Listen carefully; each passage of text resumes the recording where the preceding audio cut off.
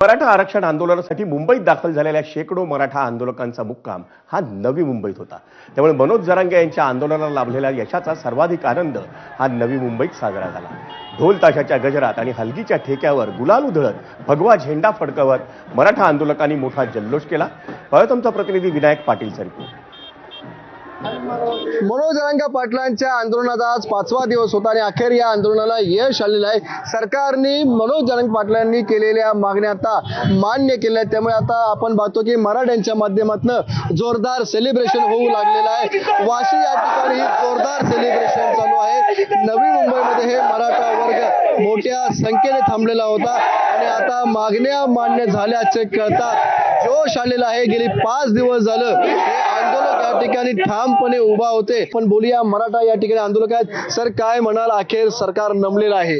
सरकार नक्कीच नमलेलं आहे। सरकारने जर मागे आम्ही 4 महिन्यापूर्वी सांगितलं होतं आणि सरकारने जर त्याच वेळी जर हालचाली केल्या असत्या तर हा जो काही लाखोनी जनसमुदाय आहे महाराष्ट्रातून तो त्यांना याची गरज पडली नसती। मागणी मान्य झाल्याचं समाधान आहे। मुख्यमंत्र्याला फक्त एकच विनंती आहे, पहिल्यासारखं फक्त फसू नका आम्हाला, फक्त तुम्हाला आम्हाला पहिल्यावानी फसू नका। खरं म्हणजे मराठा समाजाचा ऐतिहासिक क्षण आहे आणि कित्येक दिवसापासून जे आरक्षणाचा मुद्दा पेंडिंग पडलेला होता तो आज निकाली लागलेला आहे।